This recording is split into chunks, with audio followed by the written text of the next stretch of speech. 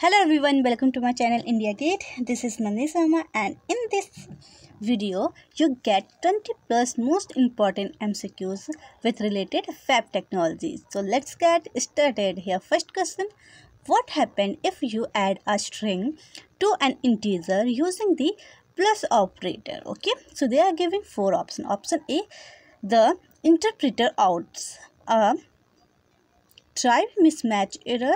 Option B, the string is converted to a number and added to a integer. Option C, the string is discarded, the integer is preserved. And option D, the integer and the string are concatenated together in a new string. So here option number B is your correct. Means using of the plus operator, the string is converted to a number and add to the integer. Okay, so option B is your correct answer.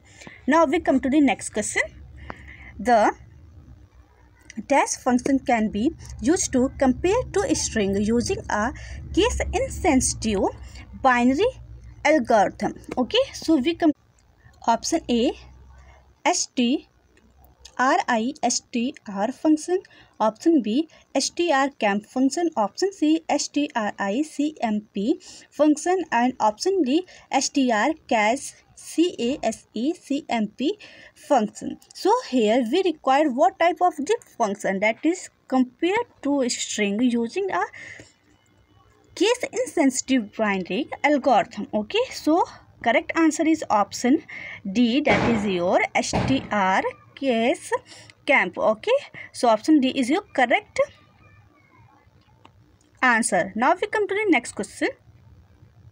Which of the following function can use to convert the binary data stored in a string into the its hexadecimal representation? Okay, so they are giving four options. Option A, that is your encode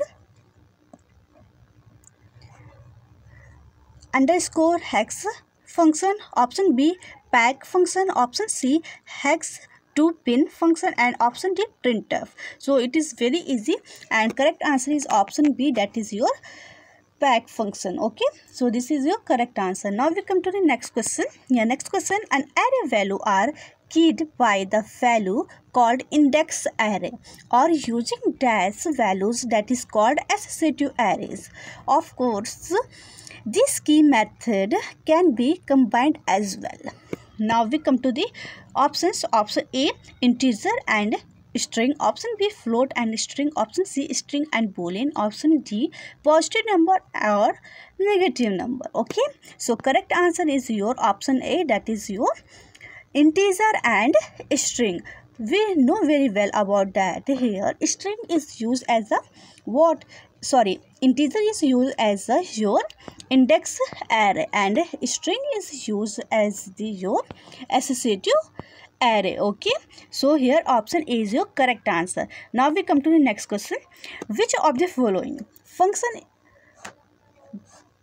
don't return a time stamp? Okay, so here option A, time function. Option B, date function. Option C, str2 time function. And option D, local time. Okay, so here correct answer is your option B, that is your date function. Okay, so option B is your.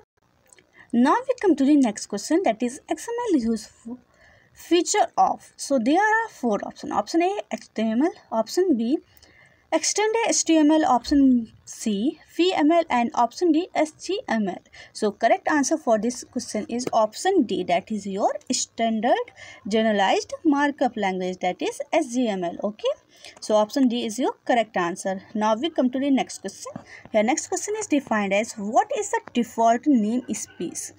So they are giving four options. Option A, the namespace used by default when no namespace is declared. Option B, the namespace used when two or more namespaces are referenced. Or option C, the namespace that is referenced with the XML NS attribute without using a prefix, and here option D, none of above. So here correct answer is your option C. Okay, so in the case of the namespace and default namespace, we use this attribute, that is XML NS attribute. Okay, so here option C is your correct answer. Now we come to the next question. Valid XML document means. So here most appropriate meaning of the XML document. So there are four options. Option A, document has root element. Option B, the document contains at least one or more root element. Option C, the XML document has DTD associated with it and it compiles with the DTD. And option D, each element must nest inside any enclosing element property. So we know very well, in the case of the valid XML document means it contains and it is associated with, that is your DTD, that is document type definition. Okay, so here option D is your C is your correct answer. Okay, now we come to the next question. Your next question is defined as, what are the predefined attributes? So they are giving the four options. Option A, XML colon length. Option B, XML colon space. Option C, both. And option D, none of these. So here predefined attributes, option A and B both are the correct, means we say that option C is your correct. Okay, now we come to the next question. The next question is defined as, XML document can viewed in. So they are giving four options. Option A, IE 3.0, IE 2.0, option C, IE 6.0, and option D, IE X.0. So here option C is correct, that is your IE 6.0. So IE 6.0 document can be viewed in the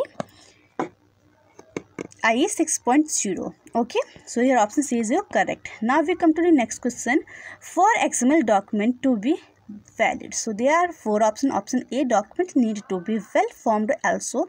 Option B, document need to be well formed and valid. Option C, document need to be well formed, and option D, document validity has no relationship with well formedness. Okay, so here option B is your correct, means for XML document to be valid, document need to be well formed and valid. Okay, so here option D is correct. Now we come to the next question. Here next question is defined as, in simple type built into XML schema, Boolean type holds. So it holds which type of the values, that is your true, false, and any number excepted 0. So here option D is your correct answer. Okay, now we come to the next question. Here next question is defined as, to use XSLT in the XML systems. So they are giving four options. Option A, the input and the output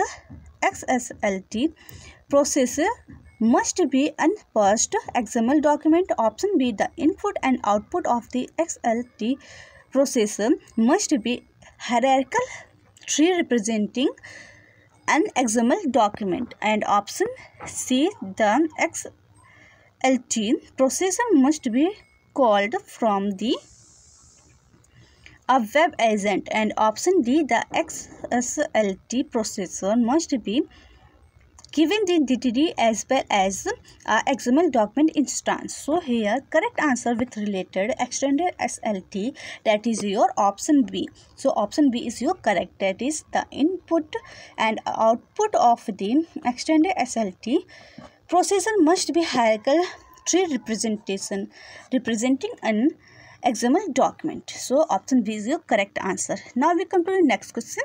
The next question is defined as, the attribute used to define a new namespace is what?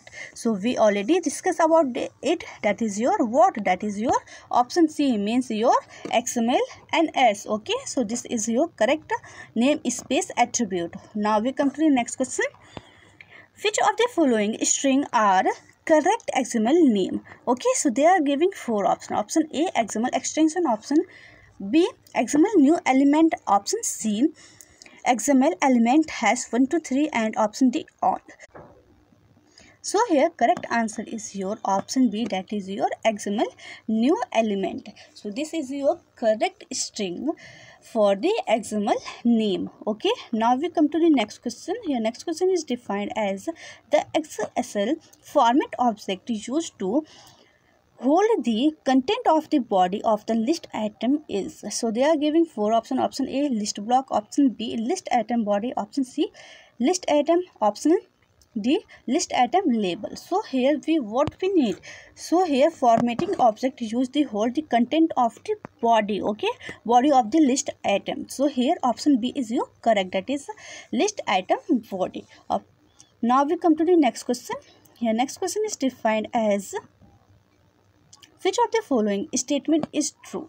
So they are giving four statement. Statement A, XML is the direct subset of HTML. Option B, HTML is an application of HTML. Option C, HTML is a kind of dynamic HTML. And option D, HTML and XML both are same. So here only one statement is true, that is your option A. Okay, so XML is a direct subset of HTML and other is a false. Okay. Now we come to the next question.